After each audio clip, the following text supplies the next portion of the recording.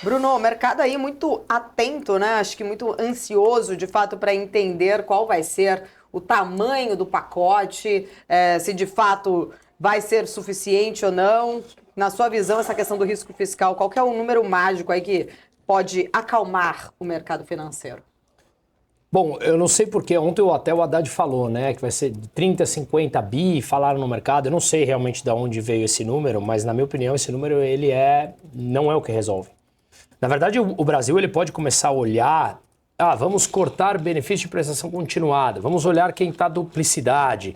Você vai cortar ali 6, 7, 10, não é isso. A gente precisa estruturalmente mudar a forma como nós gastamos e isso passa por olhar novamente as regras que esse governo implantou, trouxe de volta assim que ele assumiu o governo, que é a indexação dos gastos. Indexação dos gastos de saúde e educação que são atreladas à receita. Quando o governo arrecada mais, ele precisa gastar mais. E como ele arrecada mais? Aumentando os impostos, como a gente viu, e tivemos no mês passado mais um recorde de 203 bilhões de reais de arrecadação. Então ele arrecada mais, ele gasta mais. E quando ele gasta mais, aumenta o endividamento. Isso, gastos de saúde e educação. Mas atrelar o benefício de prestação continuada e os benefícios sociais ao salário mínimo. Quando ele faz isso, ele mudou a regra também, quando ele voltou do governo, de correção do salário mínimo. O salário mínimo agora é corrigido por INPC mais a variação do PIB de 2 anos antes. Significa que a variação do salário mínimo cresce acima da inflação, que corrige todos os benefícios que ele paga. Bruno, então você não está defendendo correção do salário mínimo? Não é isso. Se você aumenta o salário mínimo sem o devido aumento da produtividade do trabalhador, esses trabalhadores, no geral, mais cedo ou mais tarde, custarão mais para a empresa do que ele entrega para a empresa. E aí, esta terá que, mais cedo ou mais tarde, demiti-lo. Por isso que a gente tem quase 50% da capacidade de trabalho também já na informalidade. O que, na minha opinião, isso não é ruim, porque muitos trabalhadores preferem trabalhar na informalidade. Mas é um outro papo. Meu papo aqui ele precisa desindexar esses gastos. Senão, a dívida vai continuar crescendo. E como ele acabou de falar, o dólar futuro já está batendo 5,79. Isso é perder poder de compra.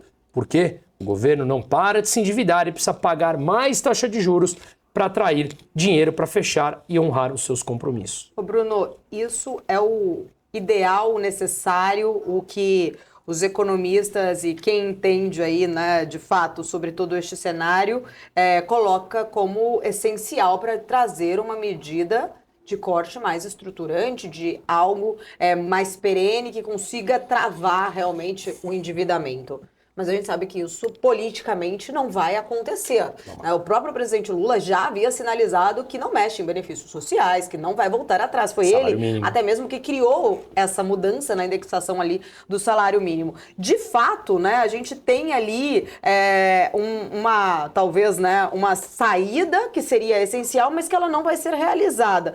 O próprio Maílson da Nóbrega falou outro dia que o Lula ele perde a credibilidade por ser mestre da dubiedade, porque aí ele volta a falar sobre esses tipos de gastos que não são gastos, são investimentos, saúde, educação. De fato, a margem aí de manobra para a equipe econômica do planejamento é muito pequena.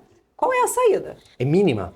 Até porque se nós olharmos o orçamento como um todo, 95%, 96% já está comprometido com gastos obrigatórios, manutenção da máquina pública.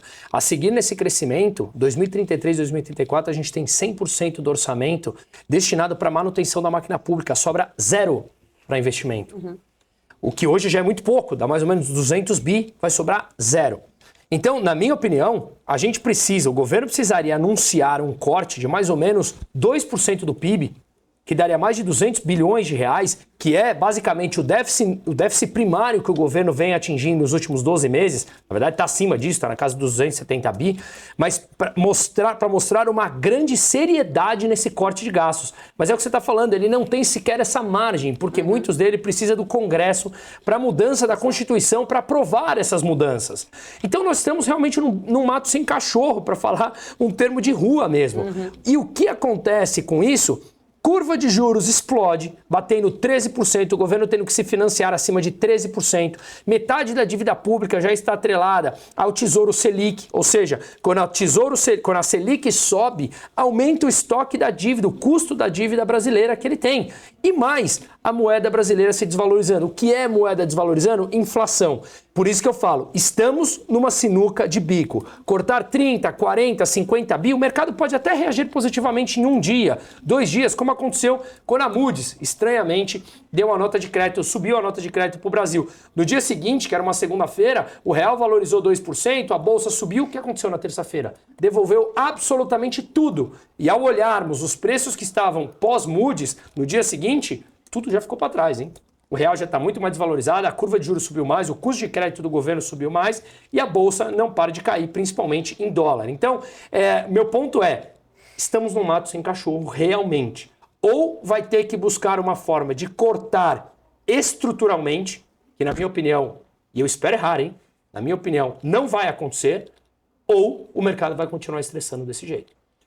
E só para finalizar, antes que muita gente fale, mas é o mercado.